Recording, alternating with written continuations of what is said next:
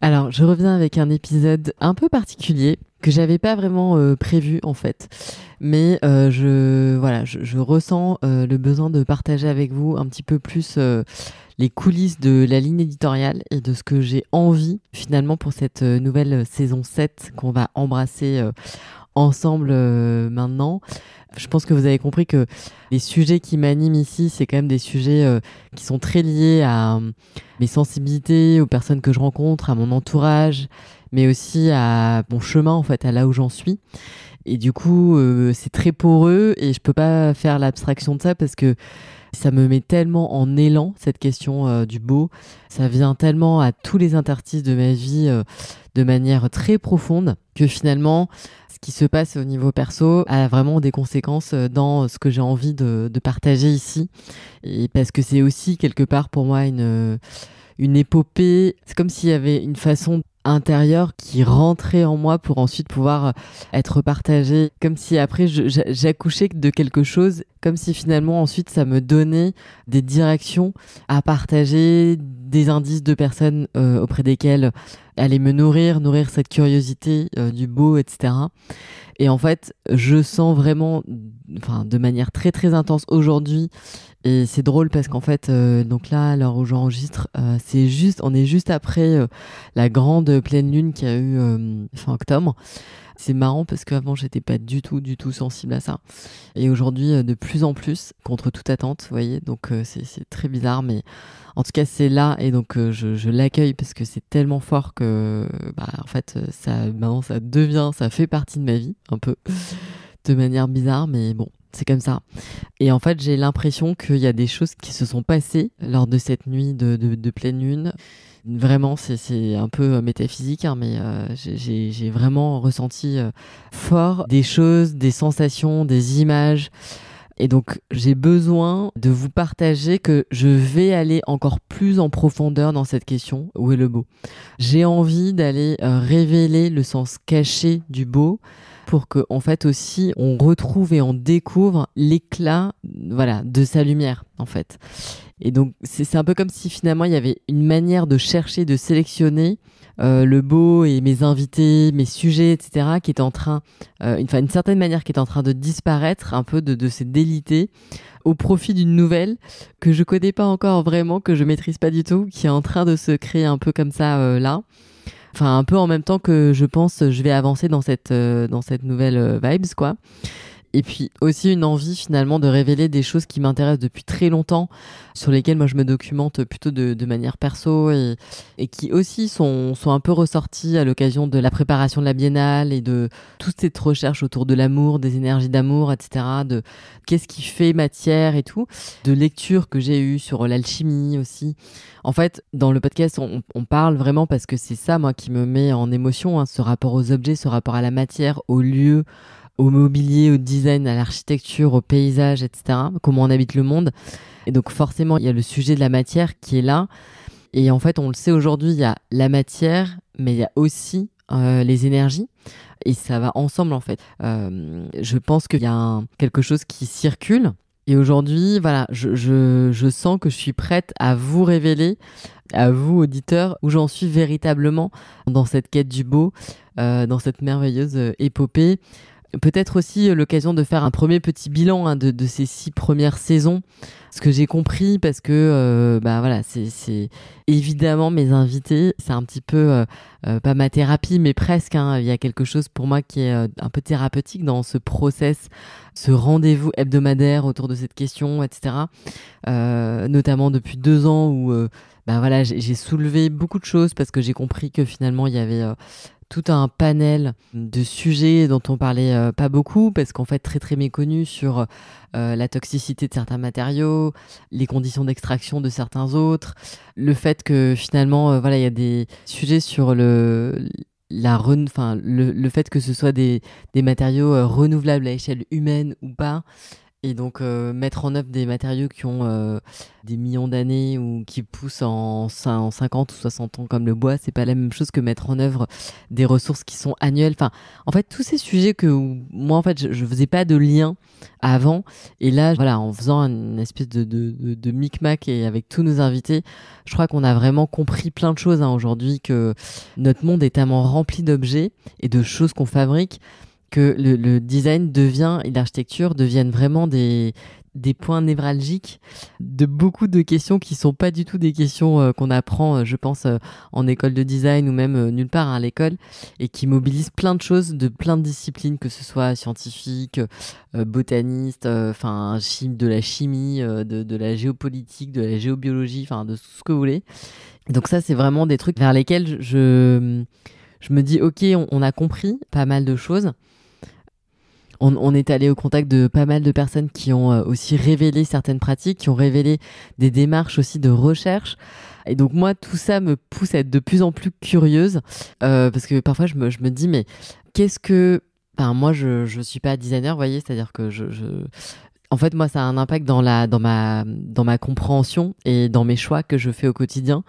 Mais est-ce que parmi les auditeurs, parmi vous, par exemple, ça m'intéresserait de savoir, hein, moi je me pose parfois la question, qu'est-ce que vous en faites aussi de tout ça? Est-ce que c'est des choses qui vous amènent à contacter certains de mes invités? Ça, je sais que beaucoup d'entre vous contactent. Mais voilà, moi ça m'intéresse aussi d'avoir ces retours-là. Comment est-ce qu'en fait aussi ces aventures peuvent continuer et faire lien autrement? Parce que je pense qu'aujourd'hui, Où est le beau doit être aussi une plateforme comme un écosystème en fait, de rencontres. Et donc ça, on va aussi, je vous en parlerai peut-être un peu plus tard, mais cette idée d'index avec le fait de référencer aussi, ça va être approfondi et puis mis en dynamique d'une manière beaucoup plus fluide. Donc ça, je vais voilà, trouver les bons moyens pour innover, parce qu'en fait, ça n'existe pas vraiment, moi, ce que j'ai en tête. Donc j'aimerais voilà, trouver les personnes qui vont me permettre de mettre en place tout ce que moi j'aimerais pouvoir faire, parce qu'en fait cette question de Où est le beau, pour moi elle évoque déjà un moteur de recherche, donc vraiment il faut qu'il y ait quelque chose qui puisse être très fluide, qui sorte de tout ça. Donc ça c'est aussi, ça serait, moi ça m'intéresse voilà, d'avoir vos retours aussi là-dessus, pour pouvoir embrasser la suite le plus au contact possible aussi de vos besoins, parce que c'est pour ça en fait que je fais aussi toute cette recherche et toute cette quête. Évidemment que finalement il faut que ça serve et pas que ça reste comme ça, comme une trace, un témoignage audio et puis rien d'autre. Donc l'idée c'est de pouvoir s'ancrer dans le monde réel, hein. C'est évidemment le but en fait, sinon ça sert à rien quoi, de faire tout ça. Et puis aussi, du coup, quelque chose que je voulais partager maintenant, et qui va venir agrémenter, je pense, un peu saupoudrer, colorer peut-être la prochaine saison du podcast, c'est mon rapport à l'invisible. En fait, l'invisible, je navigue avec lui depuis assez longtemps. Il fait partie de moi, en fait, et de mon fonctionnement dans ma vie de tous les jours depuis quelques années déjà. Et ici, j'ai aujourd'hui envie de pouvoir assumer ce truc-là et oser aussi vous en parler, montrer un peu cette face cachée de moi. Et c'est marrant parce que ce qui m'est arrivé, les expériences de ces derniers mois m'ont amené aussi à en parler beaucoup. À la fois les synchronicités et aussi les moments un peu douloureux que j'ai pu vivre, notamment, j'en avais parlé un petit peu, mais l'épisode du MAS de la maison Où est le beau a été à la fois un énorme choc et l'expérience, je pense, qui m'a le plus appris sur le beau, la matière et surtout l'invisible. Énorme.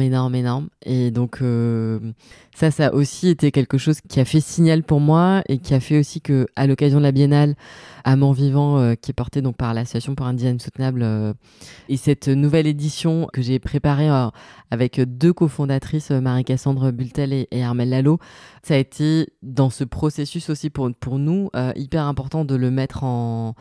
Enfin, il faisait partie du game en fait, cet invisible, et on a travaillé avec avec lui pour rendre visible aussi, enfin en tout cas pour préparer le lieu quelque part. Donc voilà, ce système de l'énergie qui circule, on s'y est frotté avec une analyse feng shui, avec un nettoyage du lieu, avec voilà tout un tas de choses qui a fait qu'aujourd'hui on a vu, parce qu'on a mesuré avec des groupes aussi de personnes qu'on avait fait venir avant, après, etc., des sensations qui sont là en fait et qui sont totalement différentes avant ce travail et après.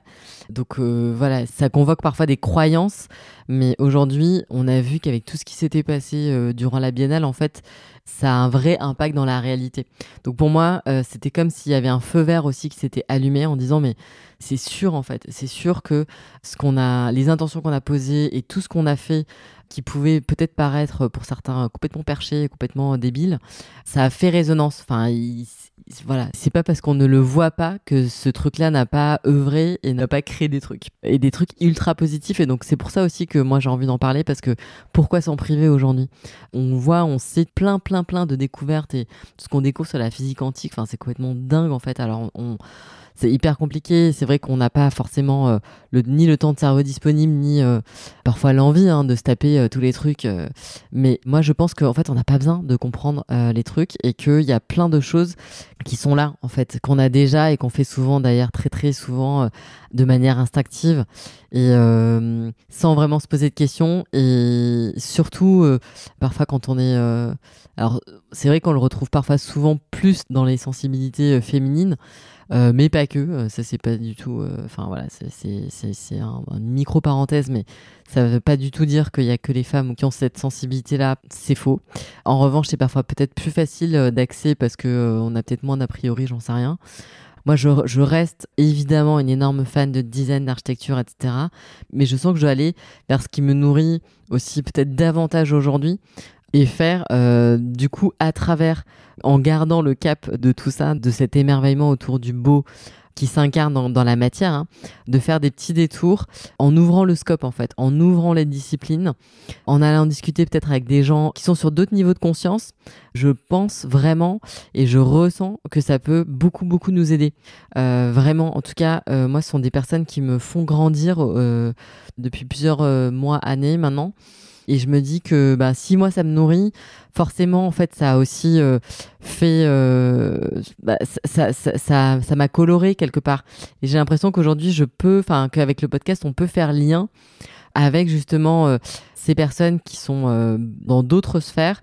Et aujourd'hui nous on en est parce que y a des directions ultra lumineuses qui peuvent être empruntées sans passer par un truc complètement perché, ou enfin vous voyez, donc c'est du bon sens total, mais version il y a que eux qui peuvent venir nous le dire, parce qu'en fait je serais bien incapable de vous faire des synthèses en mode voice note sur tout ça. Donc je sais pas trop comment ça va se passer. Je vais juste, en tout cas, je voulais juste vous partager ça, que je vais m'autoriser sur certains épisodes, du coup, à suivre cet élan un peu plus en profondeur, parce que j'ai besoin aussi de révéler cette part qui est très forte en moi, qui me tape là le cœur et ma cage thoracique en me disant ouais, je veux sortir. Donc du coup, je vais libérer ce truc. Je sais pas comment vous allez réagir, je sais pas si ça va vous plaire, je sais pas non plus moi à quel point ça va me plaire finalement, ni si je serai à la hauteur de ces invités. Je vais devoir aller piocher à l'intérieur de moi vers d'autres ressources, développer des compétences que j'ai pas. Enfin, je crois qu'un peu de la même manière où j'étais totalement néophyte au tout début de ce podcast sur le design, l'architecture, etc. Je suis complètement néophyte sur ces sujets qui allient matière, énergie, invisible. Mais voilà, c'est pas grave, c'est une envie et je vais le suivre. Et j'ai aussi une autre envie, c'est de relier le monde de l'agriculture avec le monde de la matière. Et donc je pense que je vais continuer avec Où est le bon à aller rencontrer celles et ceux qui nous nourrissent, en nourrissant aussi les sols, donc les vrais nourriciers pour moi. Alors on a déjà largement commencé avec Roland Feuillas, Perrine de la ferme du Bec et Loin, Pascal Pot, etc. Mais on va continuer. Moi j'aimerais vraiment aller au contact de celles et ceux qui nous montrent que finalement en se reconnectant au sol, au vivant, en fait, à tout ce truc qu'on ignore. Enfin, en fait, c'était assez intéressant aussi moi, les dernières rencontres que j'ai fait avec des scientifiques, des prospectivistes, etc., de voir à quel point, en fait, on ne connaît rien encore sur le vivant. Et c'est une merveilleuse nouvelle parce qu'en fait, le vivant n'est pas prédictible. En revanche, le vivant, il va dans les interstices de ce qui fonctionne, en fait. Le vivant, c'est toujours un espèce de truc de R&D de dingue. Et il va que là où ça fonctionne. Et il va aussi, du coup, là où c'est abondant. Et moi, je crois assez fort à ça, même si aujourd'hui, ça peut être assez inaudible, mais les dernières études, que ce soit par rapport à enfin, voilà, tout ce qu'a fait aujourd'hui Jean Toby, etc., des gens que moi, je suis allée découvrir cet été notamment. Enfin, je vous en parlerai du coup parce qu'ils feront partie de la super liste des invités de cette saison 7, mais qui arrivent aujourd'hui avec des choses improbables qui surgissent. Et ça, c'est hyper réjouissant de nous dire que, contre toute attente, parfois, il y a l'abondance, en fait. Je sais pas comment vous dire, mais c'est vrai qu'aujourd'hui, on parle beaucoup de limites, on parle beaucoup de choses comme ça. Et oui, c'est clair qu'il y a tout un tas de choses qui sont normées et qui aujourd'hui sont calculées et qui nous mettent en alerte. Hein, et je suis vraiment la première à être ultra sensible à ça parce que je me sens très touchée et impliquée parce que je pense qu'en fait, c'est vraiment lié avec nos désirs, ce qu'on aime, etc. Enfin, c'est toutes les questions qu'on se pose depuis longtemps sur ce podcast. Hein, mais en même temps, j'ai l'impression que le sujet des limites, c'est pas mon sujet. Et j'ai pas vraiment envie de nourrir ça avec des espèces de réflexions de restriction. Parce que je pense qu'en fait, fondamentalement, je suis pas câblée en mode restriction. Ça résonne pas pour moi, en fait, vraiment. Et j'ai plutôt envie de nourrir le champ des solutions alternatives improbables ou toute dernière arrivée et dernière révélés, quoi. C'est-à-dire les trucs d'avant-garde, les trucs complètement qui sortent de nulle part, faits par des personnes qui ont croisé plein de disciplines, parfois un peu autodidactes, ou parfois juste en se reconnectant à un certain bon sens. Donc voilà, et ça me semble assez urgent à nourrir. En tout cas, je ressens ce truc-là. Donc ça, on va y aller. Et l'autre chose aussi que j'ai envie de nourrir, c'est la qualité de nos liens. Et je pense que bah voilà, toutes celles et ceux qui travaillent à la fois la matière et les énergies, et du coup, ils arrivent à avoir des gammes vachement plus complètes que peut-être ce qu'on peut avoir enfin, en termes de qualité de lien, parce qu'ils voient des liens là où la plupart des gens n'en voient pas. Et ça m'intéresse aussi vachement parce que je pense que ça peut, enfin, qu'en nourrissant toutes ces actions, il y a aussi comme une certaine forme en fait d'écologie de la pensée, c'est-à-dire que faire des choses avec une envie de prendre soin, avec une envie de sens, à mon avis, c'est vachement plus fertile et pérenne que faire des choses sous le coup de la colère ou de la restriction, de la frustration, de la culpabilité. Et voilà, donc je pense qu'un peu comme à la manière des alchimistes, vous voyez, il y a pas mal de profils complètement géniaux qui sont en France. Aujourd'hui, on a la chance de les avoir. Et moi, j'ai envie d'aller à leur contact parce que je crois qu'ils ont beaucoup, beaucoup à nous apprendre et que la profondeur et le mystère du beau peut-être aussi se cacher là-dedans. On verra. En tout cas, moi, j'ai envie d'aller voir toutes ces personnes. Donc, ça va être peut-être des journalistes d'investigation, des auteurs de science-fiction, des géobiologues, des architectes spécialisés aussi, peut-être dans tout ce qui est géométrie sacrée, des biologistes, plein de personnes qui aussi ressentent peut-être des énergies, des lieux, des objets. Beaucoup de travaux aussi sur toutes les architectures des peuples racines. Enfin, bref, tout ça, en fait, moi, je pense que tous ces gens qui avaient aussi un contact avec le vivant, enfin, qui fonctionnaient en fait en symbiose avec la Terre, quoi, avec les écosystèmes vivants de pro de loin. Je pense qu'ils avaient tout avait un sens en fait. Et donc ce truc-là, je me dis mais c'est complètement génial parce que aujourd'hui avec tout ce qu'on a en France et qu'on a développé comme savoir-faire, comme expertise, et ben si on se met au contact enfin voilà, d'autres choses un peu alternatives qu'on avait un peu oubliées parce qu'en fait tout le monde s'en fout et que personne connaît vraiment et que voilà, à part quelques magazines ultra spécialisés, personne n'en parle. Alors que finalement, ça peut remettre une nouvelle dimension de sens qu'on a un peu perdu et qui aujourd'hui nous est appelé peut-être à récupérer, quoi. Et dans toute l'histoire de l'humanité, on l'a vu, hein, il y avait des dimensions avec l'invisible. dans les actes de mise en œuvre de la matière, que ce soit les pyramides, mais aussi les jardins de Versailles, enfin le nombre d'or, tout ça en fait, c'était vraiment des trucs qui étaient complètement et même là récemment, enfin je regardais il y a pas longtemps là un documentaire sur Tadao Ando et la chapelle, vous savez, qui est à l'UNESCO là à Paris. Mais j'ai complètement halluciné. Moi, j'avais pas une seule seconde imaginé qu'il y avait toute cette recherche autour des postures et tout ça qu'il avait mis en œuvre et mis en place dans ces architectures. Donc en fait, il y a aussi des nouvelles lectures de choses que je pensais, enfin moi que je découvrais. Et là, il y avait une autre, comme si j'avais mis des nouvelles lunettes, quoi. Et je me dis, ah ouais, en fait, il y a peut-être plein de trucs qu'on va pouvoir relire et voir autrement. Et ça, je trouve que c'est complètement génial. Donc voilà, j'ai l'impression qu'on va apprendre plein de trucs, des choses qu'on n'apprend pas à l'école. Et c'est aussi pour ça, je pense que les médias comme le podcast sont intéressants.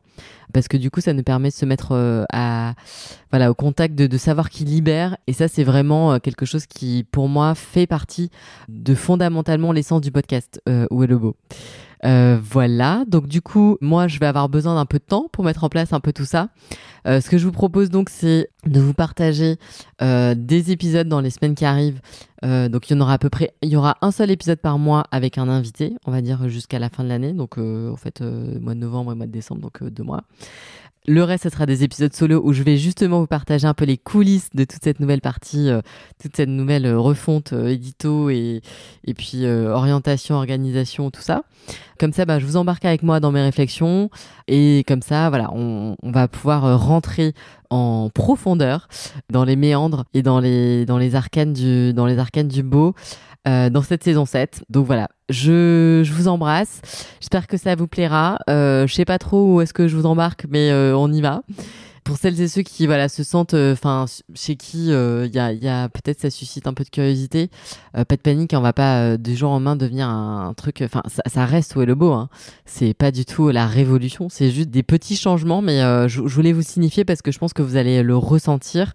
Et aussi le ressentir dans les questions que j'ai posées à mes invités, dans la manière dont je vais un peu driver les interviews. Voilà, il y aura des petits changements quand même. Donc voilà, pour vous prévenir, la suite très bientôt. Je partage aussi les coulisses un petit peu de la Biennale en voice note pour la communauté Patreon très vite. Je vous embrasse. J'espère que cette pleine lune, enfin je sais pas, mais moi elle m'a complètement chamboulée. Aussi avec tout ce qui se passe aujourd'hui. Enfin bref, je pense qu'on est vachement waouh. On traverse des moments avec des énergies de dingue. Donc j'espère que ça va et que vous gardez le cap et que vous maintenez vos élans sur des choses que vous aimez, quoi. Je vous embrasse, à très vite.